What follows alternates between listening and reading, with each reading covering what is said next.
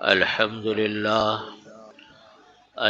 لله نحمده ونستعينه ونستغفره ونعوذ بالله من شرور أنفسنا ومن سيئات أعمالنا. من يهده الله فلا مضل له ومن يضلله فلا هادي له. وأشهد أن لا إله إلا الله وحده لا شريك له. وأشهد أن سيدنا وسندنا ومولانا محمدا عبده ورسوله. وقال الله تعالى في القرآن المجيد: وذروا ظاهر الإثم وباطنه. وقال الله تعالى: إن الذين يكسبون الإثم سيجزون بما كانوا يقترفون. صدق الله مولانا العظيم وصدق رسوله النبي الكريم، ونحن على ذلك من الشاهدين والشاكرين، والحمد لله رب العالمین۔ بزرگان محترم، برادران عزیز،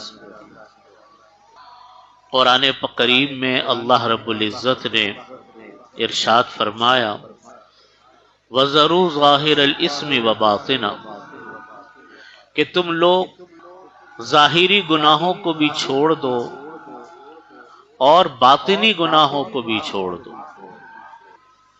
دوسری ایک اور جگہ پر ارشاد فرمایا: ان الذین یکسبون الاسم،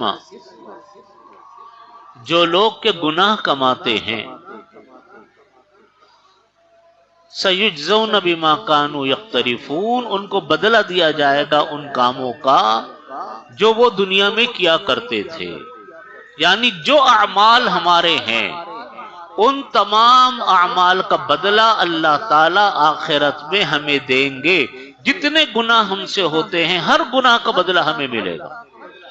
یہ نہیں ہو سکتا کہ ہم نے کوئی کام کیا ہو اور ہمیں نہ اس کا بدلہ ملے، الا یہ کہ اللہ اپنی رحمت سے، اپنے فضل سے اس کو معاف فرما دے۔ لیکن جو اعمال انسان کے ہیں ان اعمال کا بدلہ اللہ تعالیٰ کے ہاں انسان کو ملتا ہے۔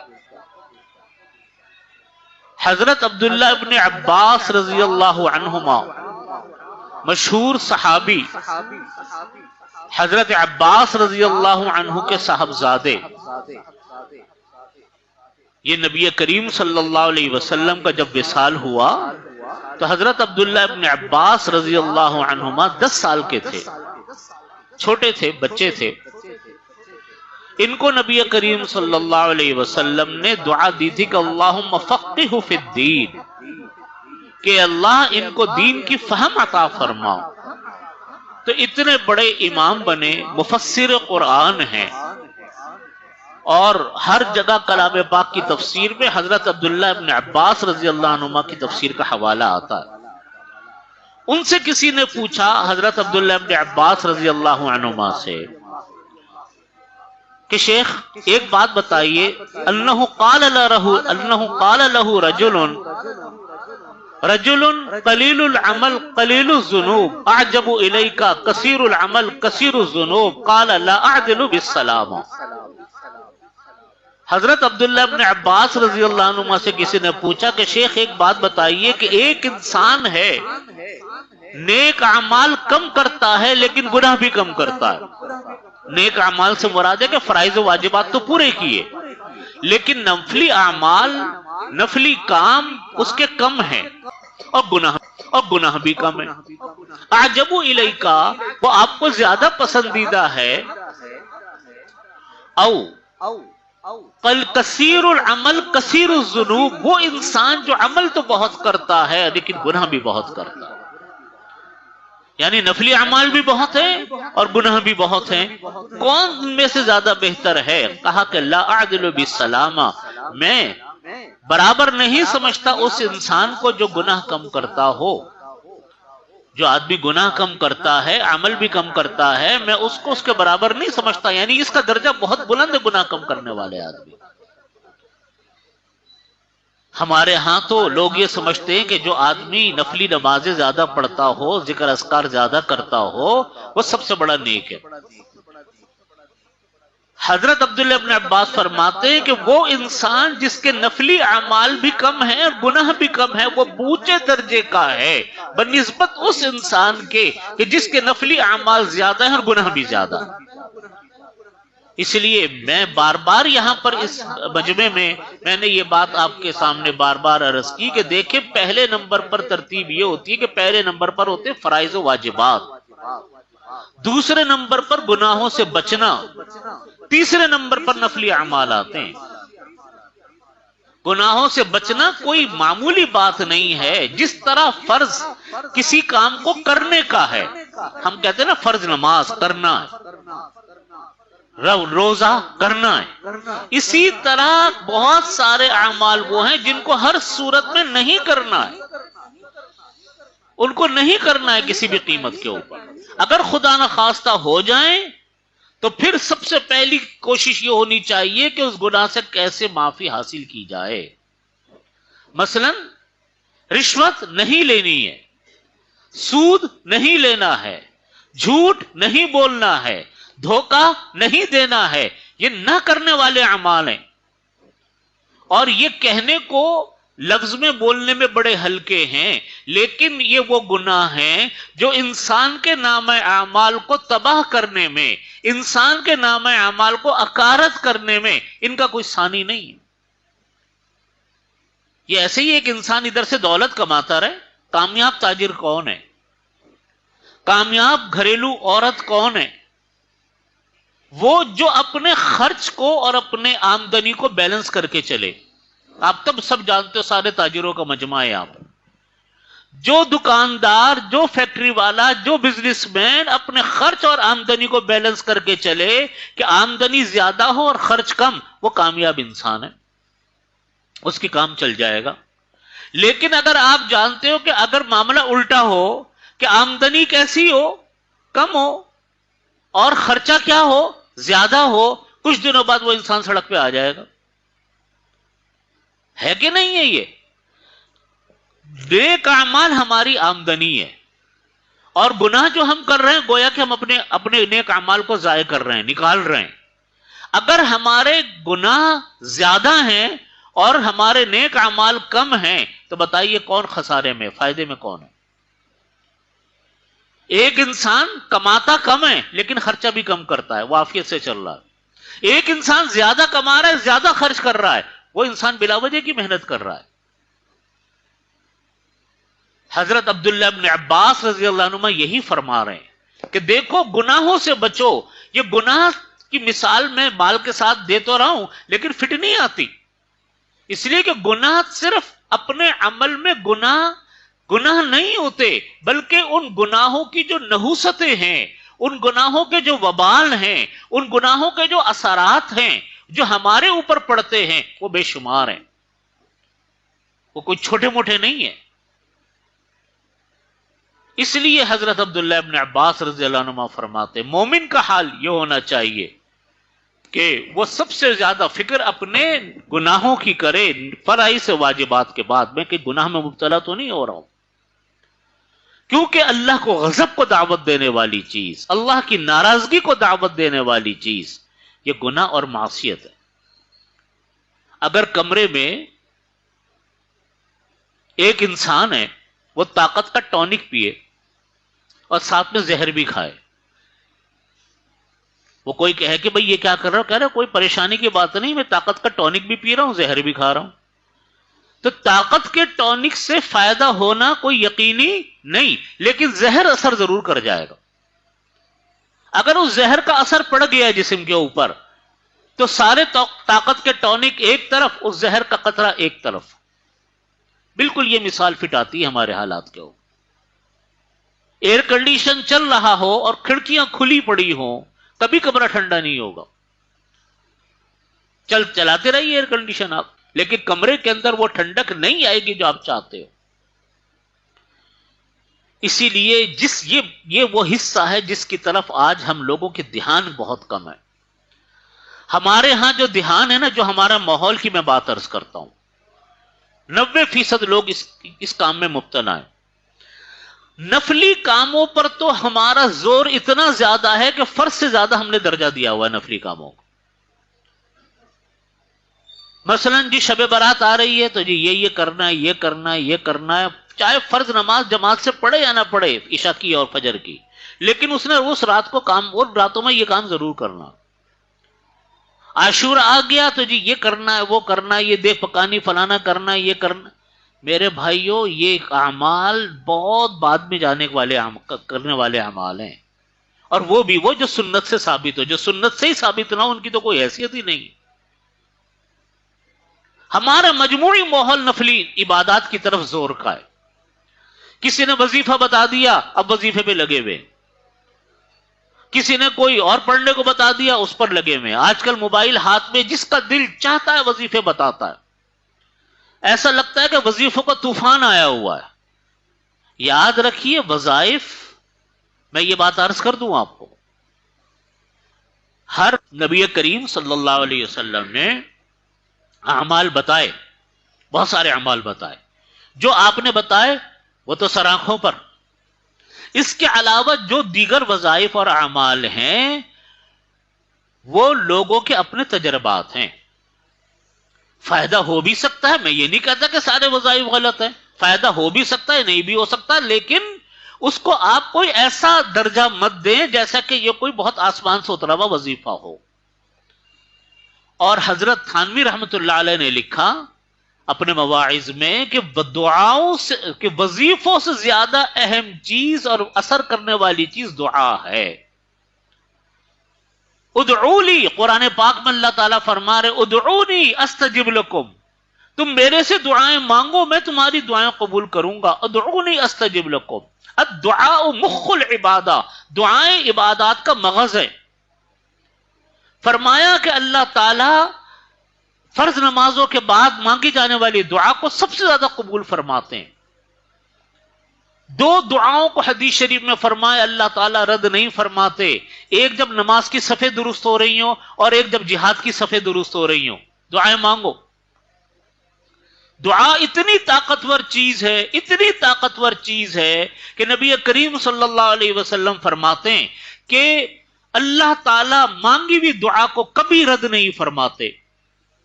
جو ہم نے اور آپ ہاتھ اٹھا کر دعا مانگتے ہیں اللہ کے، ہم لوگ کہتے ہیں کہ میری دعا قبول نہیں ہوئی، یہ ہماری ناسمجھی ہے، ہماری حماقت ہے. ہم اپنی زبان سے اللہ تعالیٰ دعا کو قبول رد نہیں فرماتے. حدیث شریف میں فرمایا آقا کریم علیہ الصلوۃ والسلام نے کہ جو انسان دعا مانگتا ہے اللہ تعالیٰ یا تو اس کو وہ کچھ عطا فرما دیتے ہیں جو اس نے مانگا، وہی مل گیا.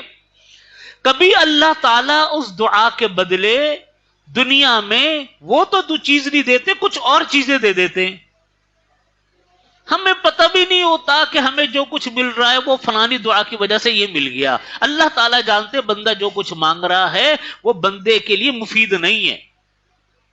اللہ تعالیٰ نے وہ ہمیں دی نہیں، دوسری چیز دے دی.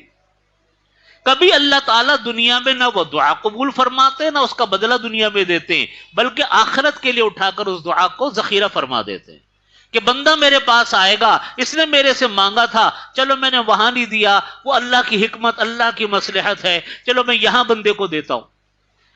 میں اپنی طرف سے یہ بات عرض کرتا ہوں کہ ہم لوگ جب دیکھیں گے اچھا جی ہماری مانگی ہوئی دعاؤں کو کے قبول نہ ہونے کی وجہ سے اللہ نے ہمیں آخرت میں یہ کچھ دیا، تو شاید بندہ یہ کہتا کہ اللہ دعائی نہ قبول کر دے دنیا میں.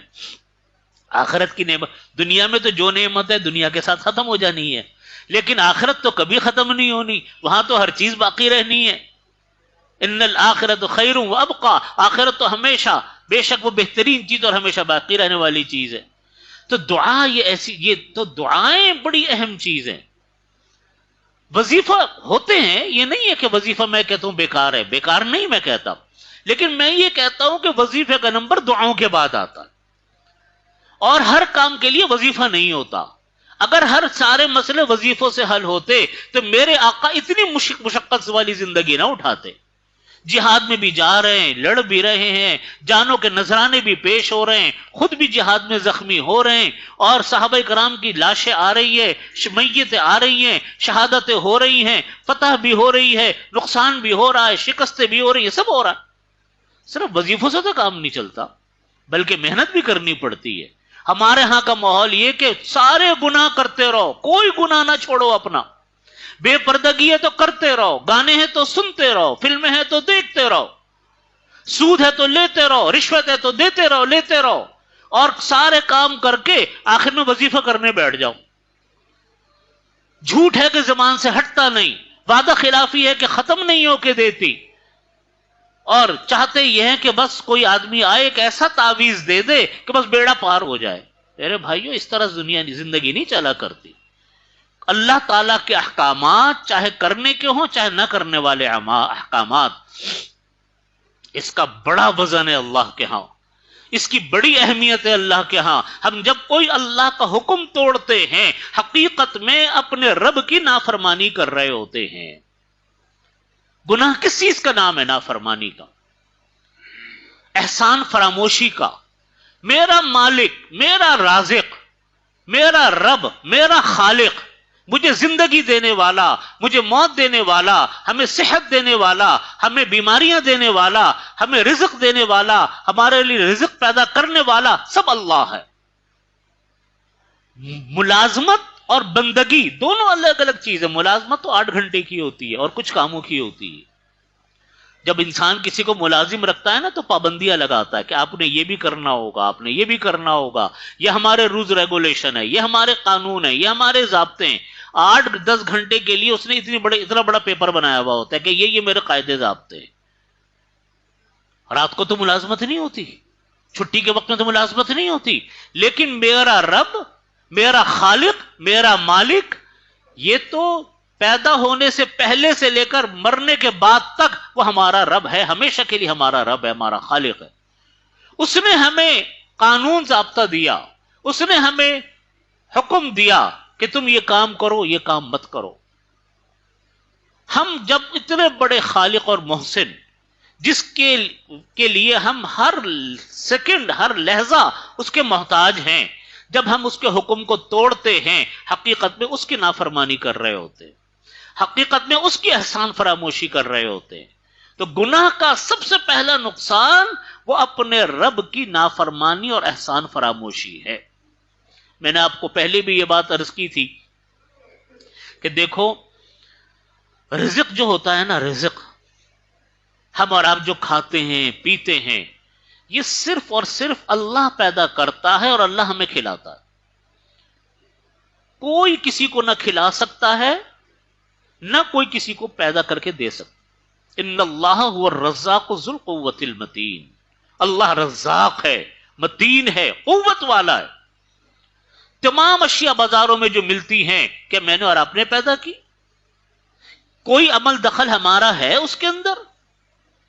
پھر وہ آ کر ہمارے جسم سے اترتی ہیں، حلق سے اترتی ہیں. کیا کوئی دنیا میں انسان قادر ہے کہ اس کو حلق سے اتار کر دکھائے اللہ کے حکم کے خلاف؟